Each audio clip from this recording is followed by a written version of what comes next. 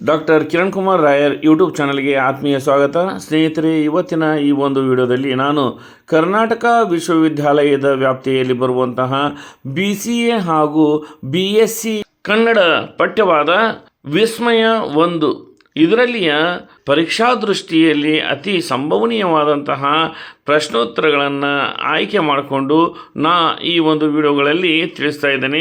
ಸ್ನೇಹಿತರೆ, ಮೊದಲನೆಯ ಈ ಒಂದು ವಿಡಿಯೋದಲ್ಲಿ ನಾನು ಈ ವಿಸ್ಮಯ 1ಕ್ಕೆ ಸಂಬಂಧಿಸಿದ ಹಾಗೆ ಪರೀಕ್ಷೆಯಲ್ಲಿ ಕೇಳಬಹುದಾದಂತಹ 5 ಮತ್ತು 10 ಅಂಕದ ಪ್ರಶ್ನೋತ್ತರಗಳು ಯಾವುವು ಅನ್ನುವಂಥದ್ದನ್ನು ನಾನು ಇಲ್ಲಿ ತಿಳಿಸ್ತೀನಿ. ಅದಕ್ಕಿಂತ ಪೂರ್ವದಲ್ಲಿ ನಾನು ಈ ಒಂದು ಪ್ರಶ್ನೆ ಪತ್ರಿಕೆಯ ಒಂದು ಮಾದರಿ ಯಾವ ರೀತಿಯಲ್ಲಿರುತ್ತೆ ಅನ್ನೋದ್ರ ಬಗ್ಗೆ ತಿಳಿಸಿಕೊಟ್ಟು ನಂತರ 5 ಮತ್ತು 10 ಅಂಕದ ಪ್ರಶ್ನೆಗಳು ಯಾವ ರೀತಿಯಲ್ಲಿ ಬರ್ತವೆ ಅನ್ನೋದನ್ನು ನಾನು ತಿಳಿಸ್ಕೊಡ್ತಿದ್ದೀನಿ. ಸ್ನೇಹಿತರೆ, ಇಲ್ಲಿವರೆಗೂ ನಮ್ಮ ಚಾನಲ್ನ ಸಬ್ಸ್ಕ್ರೈಬ್ ಆಗದೆ ನೋಡ್ತಾ ಇದ್ದರೆ ದಯವಿಟ್ಟು ನಮ್ಮ ಚಾನಲ್ನ ಹಿಂದೆ ಸಬ್ಸ್ಕ್ರೈಬ್ ಆಗಿ, ಹಾಗೂ ಈ ಒಂದು ವಿಡಿಯೋ ಪರೀಕ್ಷಾ ದೃಷ್ಟಿಯಿಂದ ಅತಿ ಮಹತ್ವವಾದ ಕಾರಣ ಈ ಎಲ್ಲ BSc ಹಾಗೂ BCA ವಿದ್ಯಾರ್ಥಿಗಳಿಗೆ ಹೆಚ್ಚು ಜನರಿಗೆ ತಲುಪೋ ಹಾಗೆ ಶೇರ್ ಮಾಡಿ ಅಂತ ಹೇಳ್ತಾ ಈ ಒಂದು ವಿಡಿಯೋನ ಪ್ರಾರಂಭ ಮಾಡ್ತಿದ್ದೇನೆ. ಬನ್ನಿ ಸ್ನೇಹಿತರೆ, ಹಾಗಾದರೆ ನೋಡೋಣ. ಸ್ನೇಹಿತರೆ, ಹಿಂದೆ NEP ಪಠ್ಯಕ್ರಮ ಇದ್ದಾಗ ನಾವು ಕೇವಲ 60 ಅಂಕಗಳಿಗೆ ಮಾತ್ರ ಪರೀಕ್ಷೆಯನ್ನು ಬರೀತಾ ಇದ್ವಿ. ಇನ್ನು 40 ಅಂಕಗಳಿಗೆ ಇಲ್ಲಿ ಇಂಟರ್ನಲ್ ಪರೀಕ್ಷೆಯನ್ನು ನಡೆಸಲಾಗ್ತಾ ಇತ್ತು. ಅಲ್ಲಿ 40 ಅಂಕಗಳನ್ನು ಕಾಲೇಜು ಹಂತದಲ್ಲೇ ನೀಡಲಾಗ್ತಾ ಇತ್ತು. ಆದರೆ ಇದು NEP ರಿವೈಸ್ಡ್ ಪಠ್ಯಕ್ರಮವಾದ ಕಾರಣ ಇಲ್ಲಿಯ ಒಂದು ಪ್ರಶ್ನೆ ಪತ್ರಿಕೆಯ ಮಾದರಿ ಬದಲಾಗಿದೆ. ಇಲ್ಲಿ 80 ಅಂಕಗಳಿಗೆ ನಾವು ಪರೀಕ್ಷೆಯನ್ನು ಬರೀಬೇಕಾಗುತ್ತದೆ. 20 ಅಂಕಗಳು ಮಾತ್ರ ಆಂತರಿಕ ಅಂಕಗಳಾಗಿರ್ತವೆ. ಹಾಗಾಗಿ ಈ 80 ಅಂಕಗಳನ್ನು ನಾವು ಅಲ್ಲಿ ಪರೀಕ್ಷೆಯಲ್ಲಿ ಬರೆದು ಅದನ್ನು ಪಡ್ಕೋಬೇಕಾಗ್ತದೆ. ಈ ಪರೀಕ್ಷೆಗೆ 3 ಗಂಟೆಗಳ ಅವಧಿಯನ್ನು ನಿಗದಿಪಡಿಸಲಾಗಿದೆ. ಇನ್ನು ಈ ಪ್ರಶ್ನೆಗಳನ್ನು ಯಾವ ರೀತಿಯಲ್ಲಿ ಕೇಳ್ತಾರೆ ಅಂತಂದರೆ, ಮೊದಲಿಗೆ ರೋಮನ್ ಅಂಕೆ 1ರಲ್ಲಿ ಈ 2 ಅಂಕದ ಪ್ರಶ್ನೆಗಳನ್ನು ಕೇಳ್ತಾರೆ. ಅಲ್ಲಿ ಒಟ್ಟು 12 ಪ್ರಶ್ನೆಗಳನ್ನು ಕೊಟ್ಟಿರ್ತಾರೆ. ಆ 12 ಪ್ರಶ್ನೆಗಳಲ್ಲಿ 10 ಪ್ರಶ್ನೆಗಳಿಗೆ ನಾವು ಉತ್ತರಿಸಬೇಕು. ಇಲ್ಲಿ ಪ್ರತಿ ಪ್ರಶ್ನೆಗೆ 2 ಅಂಕಗಳನ್ನು ನಿಗದಿಪಡಿಸಲಾಗಿರ್ತದೆ. ಒಟ್ಟು 10 ಪ್ರಶ್ನೆಗೆ 20 ಅಂಕಗಳನ್ನು ಈ ಭಾಗಕ್ಕೆ ನೀಡ್ತಾರೆ. ಇನ್ನು ರೋಮನ್ ಅಂಕೆ 2ರಲ್ಲಿ 8 ಟಿಪ್ಪಣಿಗಳನ್ನು ನೀಡಿರ್ತಾರೆ. ಆ 8 ಟಿಪ್ಪಣಿಗಳಲ್ಲಿ 6 ಟಿಪ್ಪಣಿಗಳನ್ನು ನಾವು ಬರಿಬೇಕು. ಪ್ರತಿಯೊಂದು ಟಿಪ್ಪಣಿಗೆ 5 ಅಂಕಗಳನ್ನು ನಿಗದಿಪಡಿಸಲಾಗಿದೆ. ಅಂದರೆ 6 ಟಿಪ್ಪಣಿಗಳನ್ನು ಬರೆದಾಗ 30 ಅಂಕಗಳು ಆ ಒಂದು ಭಾಗಕ್ಕೆ ನಮಗೆ ದೊರೆಯುತ್ತವೆ. ಇಲ್ಲಿ ಟಿಪ್ಪಣಿಗಳು ಕನಿಷ್ಠ 1ರಿಂದ 1.5 ಪುಟದಷ್ಟು ವ್ಯಾಪ್ತಿಯನ್ನು ಅದು ಪಡ್ಕೊಂಡಿರಬೇಕು. ಅಂದರೆ 1ರಿಂದ 1.5 ಪುಟದಷ್ಟು ಆ ಉತ್ತರವನ್ನು ಬರೆದಿರಬೇಕು.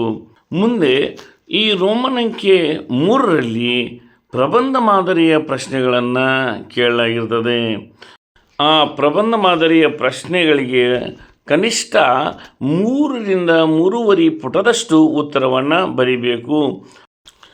ಈ ಭಾಗದಲ್ಲಿ ಬರೆಯುವಂತಹ ಪ್ರಶ್ನೋತ್ತರಗಳಿಗೆ ಒಂದೊಂದಕ್ಕೆ 10 ಅಂಕದ ಹಾಗೆ 3 ಪ್ರಶ್ನೆಗಳಿಗೆ 30 ಅಂಕಗಳನ್ನು ಇಲ್ಲಿ ನಿಗದಿಪಡಿಸಲಾಗಿದೆ.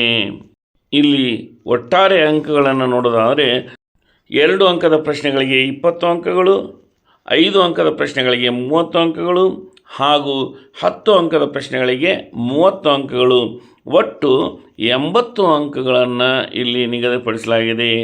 ಬನ್ನಿ ಸ್ನೇಹಿತರೆ, ಹಾಗಾದರೆ 5 ಮತ್ತು 10 ಅಂಕದ ಪ್ರಶ್ನೆಗಳು ಯಾವ ರೀತಿಯಲ್ಲಿ ಪರೀಕ್ಷೆಯಲ್ಲಿ ಕೇಳಲ್ಪಡ್ತವೆ ಅನ್ನೋದನ್ನು ನಾವು ನೋಡ್ತಾ ಹೋಗೋಣ.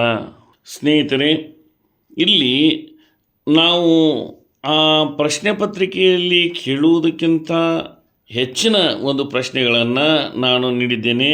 ಇದಕ್ಕೆ ಕಾರಣ ಒಂದು ಪ್ರಶ್ನೆಗಿಂತ ಇನ್ನೊಂದು ಪ್ರಶ್ನೆಯನ್ನು ಯಾವ ರೀತಿಯಲ್ಲಿ ಕೇಳ್ತಾರೆ ಅನ್ನೋದು ವಿದ್ಯಾರ್ಥಿಗಳಿಗೆ ಗೊತ್ತಾಗಲಿ ಅನ್ನುವಂತಹ ಒಂದು ಉದ್ದೇಶ ಇದರಾಗಿದೆ. ಸ್ನೇಹಿತರೆ, ಈ ಒಂದು ಪ್ರಶ್ನೆಗಳನ್ನು ಹೆಚ್ಚು ಕೊಡೋದ್ರಿಂದ ಅವರು ಹೆಚ್ಚು ಅದನ್ನು ಓದ್ತಾರೆ ಹಾಗೂ ಅದರ ಬಗ್ಗೆ ಒಂದು ಬರಬಹುದು ಅನ್ನುವಂತಹ ನಂಬಿಕೆಯನ್ನು ಅವರು ಇಟ್ಕೊಂಡಿರ್ತಾರೆ ಅನ್ನುವಂಥ ಕಾರಣಕ್ಕಾಗಿ ಇಲ್ಲಿ ಕೆಲವು ಪ್ರಶ್ನೆಗಳನ್ನು ಹೆಚ್ಚಿಗೆಯಾಗಿ ನಾನು ನೀಡಿದ್ದೇನೆ. ಮೊದಲಿಗೆ ನಾವು ರೋಮನ್ ಅಂಕೆ 2ರಲ್ಲಿ ಬರುವಂತಹ ಟಿಪ್ಪಣಿಗಳು ಹೀಗಿವೆ. ಪ್ರಶ್ನೆ 1, ರಕ್ಷಿಸು ಕರ್ನಾಟಕ ದೇವಿ. ಪ್ರಶ್ನೆ 2, ಶಾಂತಕವಿ. ಪ್ರಶ್ನೆ 3, ಹೆಸರಾಯಿತು ಕರ್ನಾಟಕ. ಪ್ರಶ್ನೆ 4, ಚನ್ನವೀರ ಕಣವಿ. ಪ್ರಶ್ನೆ 5, ಬನ್ನಿ ಗುಬ್ಬಚ್ಚಿಗಳೇ ಸಾಲುಗಟ್ಟಿ. ಪ್ರಶ್ನೆ 6, ಮಾಲತಿ ಪಟ್ಟಣ ಶೆಟ್ಟಿ. ಪ್ರಶ್ನೆ 7, ಬಸವಣ್ಣ. ಪ್ರಶ್ನೆ 8, ಶಿವಾನಂದ ಕಳವೆ. ಪ್ರಶ್ನೆ 9, ನಾಗೇಶ್ ಹೆಗಡೆ. ಪ್ರಶ್ನೆ 10, ಶ್ರೀಧರ್ ಬನವಾಸಿ. ಪ್ರಶ್ನೆ 11, ಕುಂ ವೀರಭದ್ರಪ್ಪ. ಪ್ರಶ್ನೆ 12, ಡಾಕ್ಟರ್ ಪುರುಷೋತ್ತಮ್ ಬಿಡಿಮಲೆ. ಸ್ನೇಹಿತರೆ, ಇಲ್ಲಿ ಒಂದು ಕಾವ್ಯದ ಹೆಸರನ್ನು ಅಥವಾ ಒಂದು ಲೇಖನದ ಹೆಸರನ್ನು ಕೊಟ್ಟಾಗ ಅಲ್ಲಿ ನಾವು ವಿಮರ್ಶೆಯನ್ನು ಅಥವಾ ಸಾರಾಂಶವನ್ನು ಬರೀಬೇಕಾಗ್ತದೆ.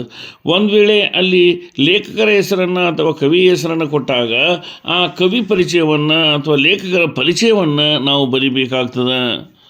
ಇನ್ನು ರೋಮನ್ ಅಂಕೆ 3ರಲ್ಲಿ ಇಲ್ಲಿ 4 ಪ್ರಶ್ನೆಗಳನ್ನು ಕೊಟ್ಟಿರ್ತಾರೆ. ಅವುಗಳಲ್ಲಿ 3ಕ್ಕೆ ಮಾತ್ರ ನೀವು ಉತ್ತರಿಸಬೇಕು.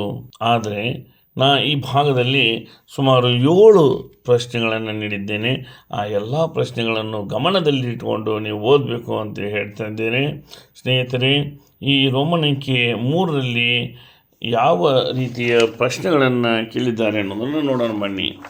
ಪ್ರಶ್ನೆ 1, ಕನ್ನಡ ಭಾಷೆ ಮತ್ತು ಸವಾಲು ವಿಷಯದ ಕುರಿತು ಡಾಕ್ಟರ್ ಹಂಪನಾ ಅವರ ಅಭಿಪ್ರಾಯವನ್ನು ಸಂಗ್ರಹಿಸಿ ಬರೆಯಿರಿ.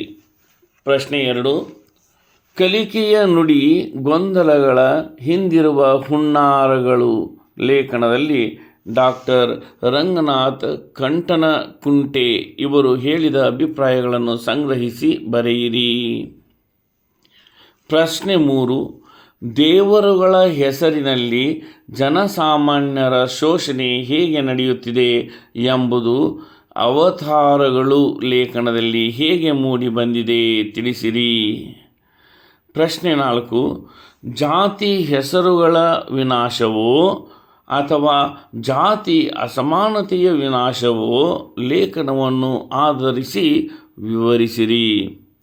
ಪ್ರಶ್ನೆ 5, ಮನೋಕಲ್ಚರ್ ಮಾಯೆಯ ವಿಶ್ವದರ್ಶನ ಲೇಖನದಲ್ಲಿ ಶಿವಾನಂದ ಕಾಳವೆ ಅವರು ಹೇಳಿರುವ ಅಂಶಗಳನ್ನು ಸಂಗ್ರಹಿಸಿ ಬರೆಯಿರಿ. ಪ್ರಶ್ನೆ 6, ನಿಸರ್ಗವೇ ಘೋಷಿಸುವ ಲಾಕ್ಡೌನ್ಗಳು ಯಾವುವು ಎಂಬುದನ್ನು ನಾಗೇಶ್ ಹೆಗಡೆಯವರ ಲೇಖನದ ಆಧಾರದ ಮೇಲೆ ವಿವರಿಸಿರಿ. ಪ್ರಶ್ನೆ 7, ವೃಕ್ಷಮಾತೆ ತಿಮ್ಮಕ್ಕ ಇದರಲ್ಲಿಯ ಸಂಭಾಷಣೆಗಳನ್ನು ಸಂಗ್ರಹಿಸಿ ಬರೆಯಿರಿ. ಸ್ನೇಹಿತರೆ, ಈ ಒಂದು ಪ್ರಶ್ನೆಗೆ ಕೇಳಬಹುದಾದಂತಹ ಅತಿ ಮಹತ್ವವಾದಂತಹ ಪ್ರಶ್ನೆಗಳ ಒಂದು ಪಟ್ಟಿಯನ್ನೇ ನಿಮಗೆ ನೀಡಿದ್ದೇನೆ. ಮುಂದಿನ ಒಂದು ವಿಡಿಯೋದೊಂದಿಗೆ ಮತ್ತೆ ನೀವು ಭೇಟಿಯಾಗೋಣ. ಜೈ ಹಿಂದ್, ಜೈ ಕರ್ನಾಟಕ.